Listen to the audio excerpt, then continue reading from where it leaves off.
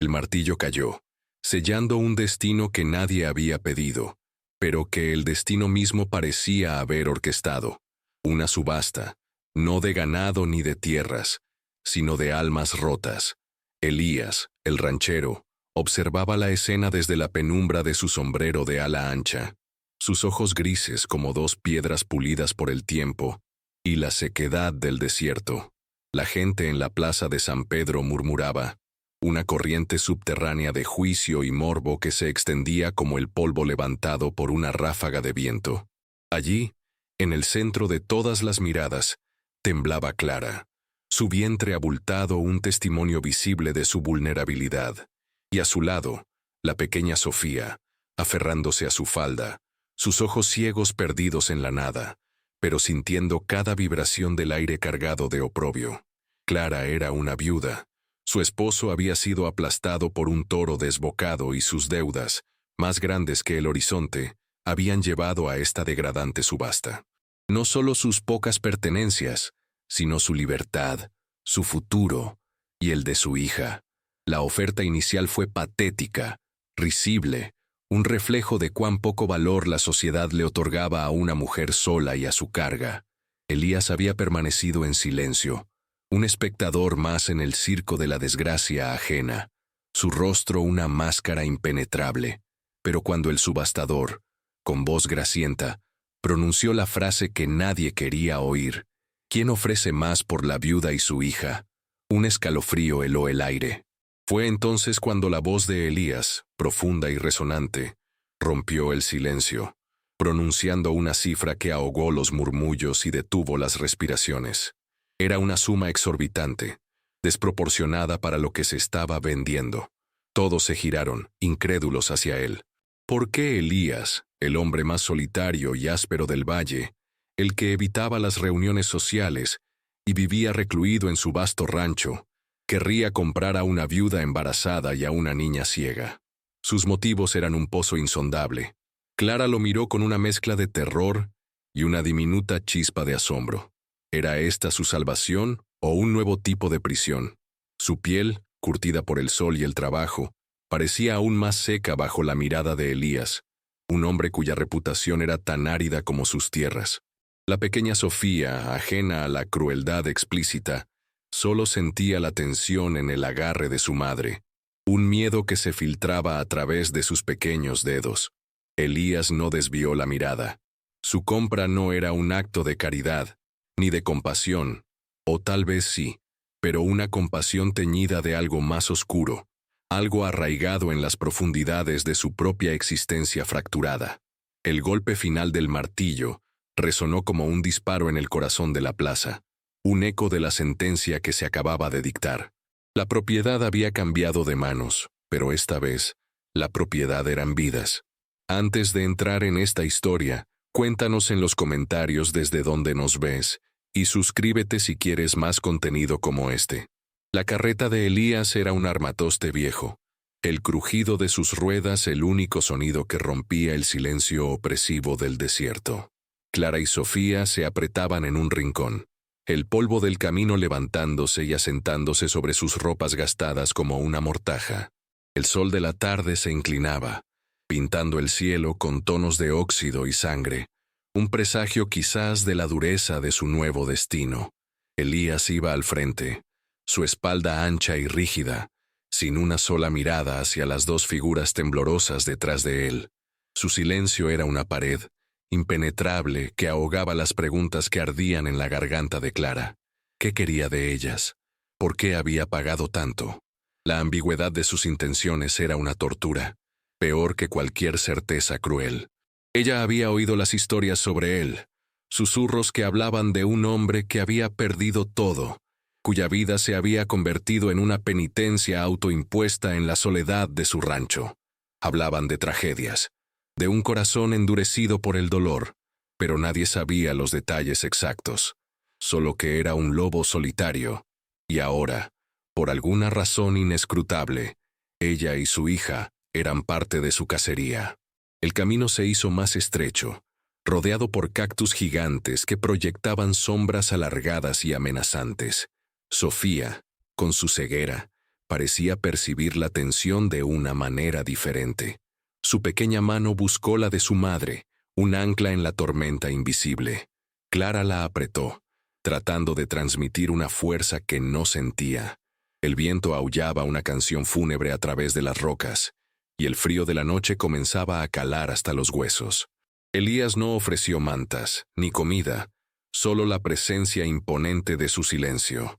Era como viajar con un fantasma, uno que controlaba su destino con una mano invisible. La desolación del paisaje se reflejaba en el alma de Clara. El desierto, implacable y vasto, parecía tragar cualquier esperanza, cualquier atisbo de un futuro amable. El rancho de Elías, que comenzaron a divisar como una mancha oscura en la distancia, no era un oasis, sino una fortaleza solitaria, levantada contra la ferocidad de la tierra. Paredes de adobe, techos bajos y un aire de abandono. ¿Era este su nuevo hogar? ¿O solo la estación final antes de una desaparición silenciosa? La promesa de lo que hizo después se cernía sobre ellas, un enigma pesado y silencioso. Las primeras semanas en el rancho de Elías fueron una danza sombría de silencios y adaptaciones forzadas. Clara y Sofía fueron alojadas en una pequeña cabaña adyacente a la casa principal, un espacio desangelado, pero con el milagro de un techo que no goteaba. Elías se movía entre ellas como una sombra, sus palabras escasas, sus órdenes gruñidos monosilábicos. Había tareas que hacer: limpiar, cocinar para los pocos peones que trabajaban en el rancho y cuidar de Sofía. Clara realizaba cada labor con una diligencia robótica, cada movimiento un intento desesperado por demostrar su valía, por no ser una carga inútil. La mirada de los peones era un peso constante. Hombres rudos y taciturnos, acostumbrados a la soledad del desierto. La presencia de una mujer y una niña pequeña era una anomalía. Sus ojos, furtivos y curiosos, se posaban sobre Clara con una mezcla de lástima y sospecha, como si ella fuera una plaga que Elías había traído consigo. El murmullo del pueblo, que había llegado al rancho a través de los pocos viajes que los peones hacían a San Pedro, pintaba a Clara como una mujer de mala suerte, una viuda cargada de deudas y con una hija defectuosa, una carga que nadie en su sano juicio querría. Y Elías, bueno, Elías era un enigma, un loco quizás por haberlas tomado. Nadie paga tanto por dos bocas inútiles, a menos que tenga algo turbio en mente, se oía decir. Clara sentía la injusticia de esas palabras, una punzada en el corazón que la hacía apretar los dientes. La vida era una cadena de injusticias. La soledad de Elías no era un refugio, sino una pared. Había momentos, sin embargo, en que sus ojos se cruzaban, un instante fugaz en el que Clara creía ver algo más allá de la aspereza, una desolación similar a la suya. Pero la máscara volvía a caer, y el ranchero se retiraba a la penumbra de su estudio o al lomo de su caballo, dejando tras de sí un rastro de dudas. Sofía, con la inocencia que solo la niñez y la ceguera podían otorgar, parecía menos afectada por la frialdad del ambiente. Exploraba su nuevo entorno con los dedos, memorizando texturas y olores. Un día, Clara lo vio. Elías regresaba del corral, cubierto de polvo y el olor del ganado. Sofía estaba sentada en el porche, tarareando una canción. Elías se detuvo, su mirada fija en la niña. Fue solo un segundo, un parpadeo, pero en ese breve lapso, algo en su rostro pareció ceder, una grieta minúscula en la piedra. Luego, la sombra volvió, y él siguió su camino, dejando a Clara con la incipiente pregunta: ¿había compasión escondida bajo esa dura coraza? Fue Sofía, la pequeña ciega, quien inadvertidamente comenzó a disolver los bordes afilados de la existencia de Elías. Su mundo, construido sobre el silencio y la autodisciplina, era un monolito inquebrantable, pero la niña, con su forma única de percibir, encontró fisuras. Sofía no veía la aspereza de su rostro, ni la rigidez de su postura.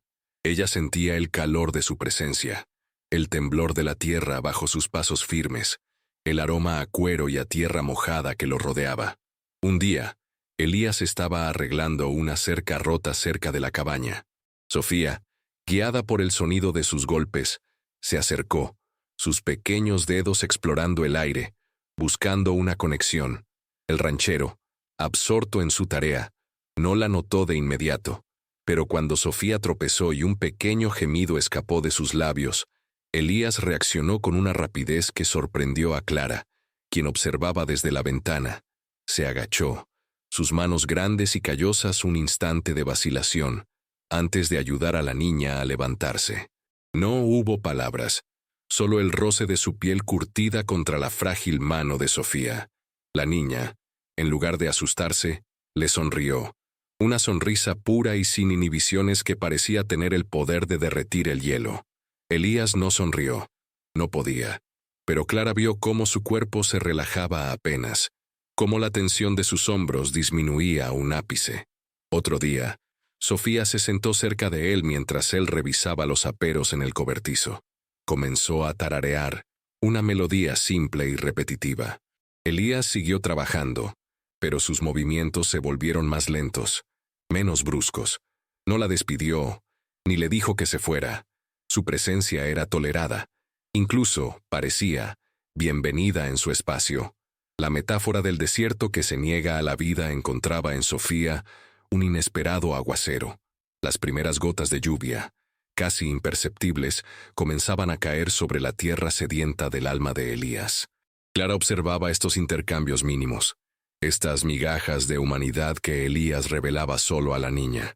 Su corazón, cauteloso y escéptico, empezó a abrigar una minúscula, casi imperceptible, brizna de esperanza. ¿Era posible que este hombre, tan roto y endurecido, tuviera aún la capacidad de sentir? La pregunta flotaba en el aire, una mariposa frágil en medio de la aridez. La ambigüedad de su compra seguía siendo una sombra, pero la luz que Sofía proyectaba sobre Elías comenzaba a delinear contornos diferentes, menos hostiles, más complejos. Él no era solo el comprador, el carcelero silencioso. Quizás era también, de alguna manera, un protector involuntario, impulsado por una herida que Clara aún no podía ver.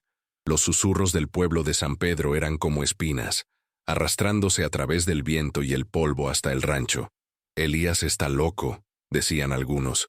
Tiene algo que esconder, murmuraban otros. La historia de su compra se había distorsionado, magnificado por la envidia y el prejuicio. Se decía que no había pagado tanto por piedad, sino para explotar a la viuda, para usarla como mano de obra barata, o peor, para saciar alguna necesidad oscura. Un ranchero vecino, un hombre corpulento de bigote recio llamado Pedro Vargas, cuya envidia por las tierras de Elías era tan vasta como el desierto mismo, fue el principal propagador de estas calumnias. Elías nunca se ha mezclado con nadie. ¿Por qué ahora trae una mujer y una niña a su rancho? Si no es para algo sucio. Ese hombre está maldito. Siempre lo ha estado. Clara, durante una rara visita de los peones al pueblo para conseguir provisiones, escuchó fragmentos de estas conversaciones. Las palabras eran veneno y se le anclaron en el alma. La pequeña llama de esperanza que Sofía había encendido en ella comenzó a parpadear. ¿Y si los rumores eran ciertos? ¿Y si Elías solo estaba esperando el momento oportuno para revelar su verdadera crueldad? La idea de que el rancho, que había comenzado a sentir como un refugio de la brutalidad del mundo exterior, fuera en realidad otra forma de prisión, la carcomía. La ambigüedad de Elías era una tortura. Su silencio, que antes parecía solo desinterés, ahora se sentía como una barrera que ocultaba intenciones. Una noche, mientras el viento aullaba como un lobo hambriento, Clara se sentó junto a la ventana, observando la oscuridad impenetrable. Una imagen fugaz asaltó su mente. Elías, mucho más joven, su rostro contorsionado por un dolor que trascendía la simple pena. Era un recuerdo del pueblo, de hace años, cuando el destino le había arrebatado a su familia, y que ahora cobraba un nuevo y sombrío significado. Dicen que perdió a su esposa y a su hijo, pero la forma exacta, las circunstancias, eran un misterio envuelto en la leyenda local. Esta vaga visión de su pasado no disipaba el miedo, al contrario, lo intensificaba. El hombre que había conocido la pérdida de tal manera, ¿podría ser capaz de infligirla a otros? El rancho parecía vibrar con la tensión de las verdades no dichas, con las sombras de un pasado que se negaba a desaparecer. La tensión entre Clara y Elías se hizo insostenible, un alambre tenso que vibraba en el aire. La acumulación de dudas, los susurros del pueblo y la cercanía forzada de sus vidas forzaron una confrontación. Una tarde, mientras Elías estaba en el patio principal revisando unas riendas, Clara, su vientre ya prominentemente redondeado, se acercó a él, la determinación ardiendo en sus ojos cansados. «Elías», dijo, su voz sorprendentemente firme a pesar del temblor interno. El ranchero levantó la vista, sus ojos grises, antes de volver a su tarea, un gesto que encendió la ira de Clara. «No puede seguir así», continuó, su voz subiendo un poco. «Necesito saber. ¿Por qué nos compró? ¿Qué quiere de nosotras?»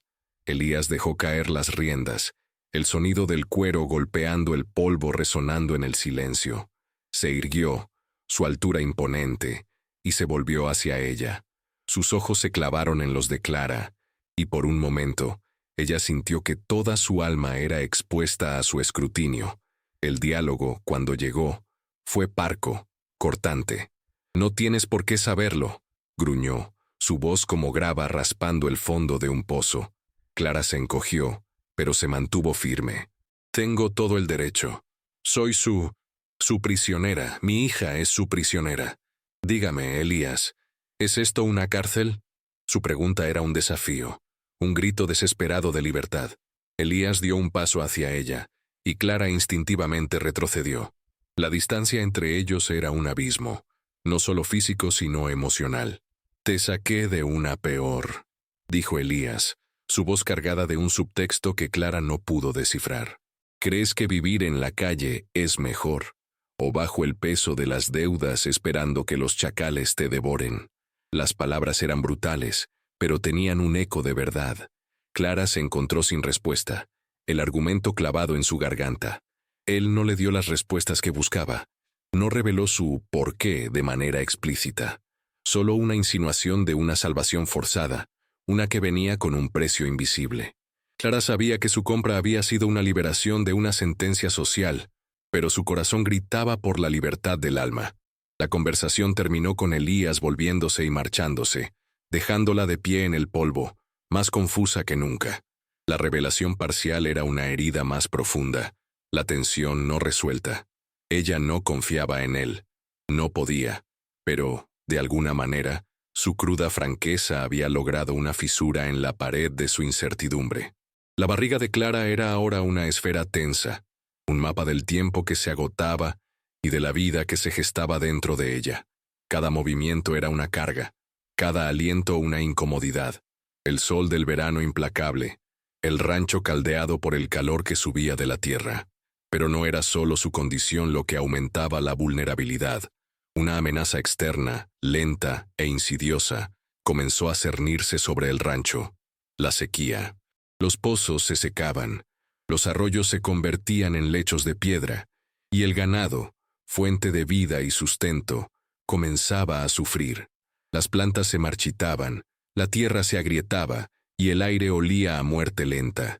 El ranchero Pedro Vargas, el vecino envidioso, aprovechaba la situación, desviando los escasos arroyos que aún corrían para regar sus propios campos, dejando los de Elías resecos y polvorientos. La escasez de agua no solo amenazaba el ganado, sino también la vida misma. Las provisiones en el rancho empezaron a escasear. La tensión, que ya era una constante en el ambiente, se multiplicó. Elías, antes un hombre silencioso, ahora era una fuerza volcánica. Sus órdenes eran más bruscas, su rostro más sombrío, reflejando la desesperación de un hombre que ve cómo su sustento y su legado se desmoronan. Esta crisis, sin embargo, forzó una incómoda alianza entre él y Clara. Ya no era solo una cuestión de supervivencia individual, sino de la supervivencia de todos en el rancho. Clara ayudaba en lo que podía, racionando el agua, cuidando a Sofía con una atención febril, intentando mantener un poco de orden en el caos creciente. Se encontró a sí misma ofreciendo ideas, soluciones improvisadas para conservar los pocos recursos que les quedaban. Elías, sorprendentemente, no la despidió. Escuchaba, a veces con un gesto casi imperceptible de aprobación. La lucha contra la sequía era una batalla compartida, aunque sin palabras amables. La metáfora era brutalmente clara. La tierra reseca, los arroyos vacíos, no eran solo el paisaje físico, sino el reflejo de sus almas, sedientas de algo más que agua, sedientos de conexión, de propósito, de comprensión. En medio de la aridez, la vida de Clara y la del bebé que llevaba en su vientre se volvieron preciosas, un símbolo de la vida misma, amenazada por la implacable mano del desierto y la crueldad de los hombres. El rancho, que antes era una prisión solitaria, ahora era un bastión contra una fuerza mucho mayor, un lugar donde, por primera vez, el destino de Clara parecía estar atado al de Elías, de una manera que trascendía la transacción inicial. La crisis que se había cernido sobre ellos finalmente estalló con una furia inaudita. La sequía alcanzó su punto culminante, y los animales más débiles comenzaron a caer. Una noche, mientras una tormenta de arena cegaba el rancho y el viento aullaba como 1000 demonios, Clara sintió las primeras contracciones. Eran prematuras, violentas, un dolor que la doblaba en dos. No había médico a kilómetros, y el parto, en medio de esa desolación, se presentaba como una sentencia de muerte. Elías, al escuchar sus gemidos, entró en la cabaña. Su rostro, iluminado por la débil luz de una lámpara de aceite, reflejaba una tormenta interna. No había la frialdad habitual, sino una mezcla de miedo y una determinación urgente. No había tiempo para ambigüedades. Se arremangó las mangas. Sus manos grandes y toscas temblaban ligeramente mientras calentaba agua y buscaba trapos limpios. La vulnerabilidad de Clara, su agonía, parecieron romper algo dentro de él. Fue en ese momento de extrema necesidad, mientras el rancho se debatía entre la vida y la muerte, cuando los muros que Elías había construido a su alrededor se derrumbaron, revelando la herida que había definido su vida. Flashback. Décadas atrás. Un rancho similar, aunque más próspero, bañado por el mismo sol implacable. Elías era un hombre joven, recién casado con la dulce Helena, una mujer de cabellos como hebras de trigo y ojos brillantes. Estaban esperando a su primer hijo. La vida era buena, llena de promesas, pero el destino, cruel y caprichoso, se interpuso. Un parto complicado, una fiebre que no cedía. Helena murió al dar a luz. El bebé, un niño, nació débil, con una ceguera que nadie en el pueblo pudo explicar. Elías, abrumado por el dolor y la culpa, vio en la ceguera de su hijo el reflejo de su propia incapacidad para proteger a Helena. El médico, un borracho, había balbuceado sobre complicaciones evitables, negligencia. La impotencia lo carcomía. Un mes después el niño también murió, incapaz de aferrarse a la vida en un mundo que su padre no pudo proteger. Elías se rompió. La culpa, como un veneno, lo transformó. Se sumió en la soledad, rechazando toda compañía. Sus tierras, antes fuente de alegría, se convirtieron en el escenario de su penitencia. Vendió la mayoría de sus posesiones. Se retiró a los confines más lejanos de su rancho, abandonando el mundo que le había arrebatado todo. Su compra de Clara y Sofía, años después, no había sido un acto de explotación, sino un intento distorsionado de redención, de enmendar un error del pasado, de evitar que otra mujer y su hijo sufrieran la misma devastación que él había presenciado. Había visto en los ojos de Clara la misma desesperación que había nublado los de Helena en sus últimos días, y en la ceguera de Sofía, el eco de su propio hijo perdido. Había actuado, pero lo había hecho a su manera, la única que conocía, áspera, silenciosa, manchada por la desconfianza que le tenía al mundo. La cabaña se convirtió en un escenario de vida y muerte, un drama íntimo en medio del estruendo de la tormenta de arena. Los gemidos de Clara se mezclaban con el aullido del viento. Cada contracción, un golpe de martillo en el alma de Elías. Su rostro, antes una máscara de piedra, se había descompuesto.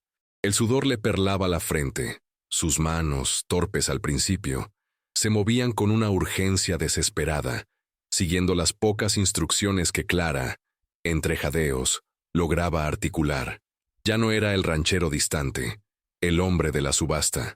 Era solo un hombre, vulnerable, aterrorizado por la posibilidad de que la historia se repitiera, de que la vida, de nuevo, le fuera arrebatada ante sus propios ojos. Sus movimientos, antes rígidos, ahora eran fluidos, impulsados por una necesidad primigenia de proteger, de sanar.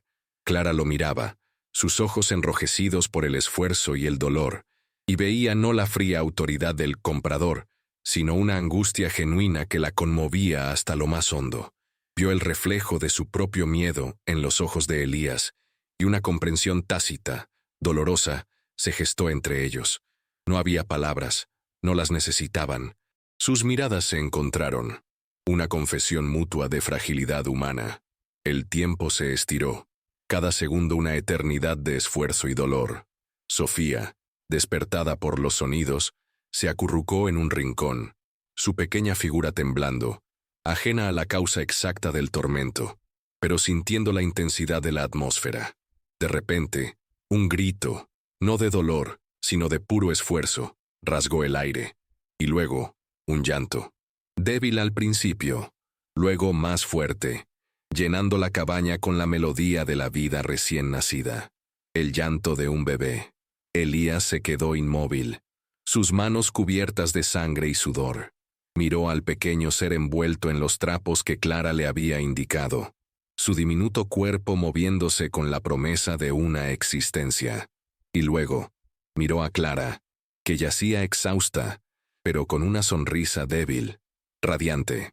La tormenta de arena en el exterior comenzó a amainar, como si la tierra misma reconociera el milagro que acababa de ocurrir. La tensión se liberó de los hombros de Elías en un suspiro casi inaudible. La ambigüedad de su acto, la crueldad de la subasta, se disolvía en la simple, abrumadora realidad de una vida salvada. La mañana siguiente al parto, el rancho amaneció bajo un cielo límpido, el aire fresco después de la furia de la tormenta. Una calma inusual se había posado sobre la tierra, un respiro necesario después de la noche de angustia. Clara, aunque débil, sostenía en sus brazos a su recién nacido, un niño sano, con los pulmones llenos de vida y el futuro abierto como el desierto ante ellos. Sofía, con la curiosidad de sus dedos, exploraba los rasgos delicados de su nuevo hermano, una sonrisa dulce en su rostro. Elías, de pie en la entrada de la cabaña, observaba la escena. Su rostro, aún marcado por el cansancio, había perdido la dureza de las semanas anteriores.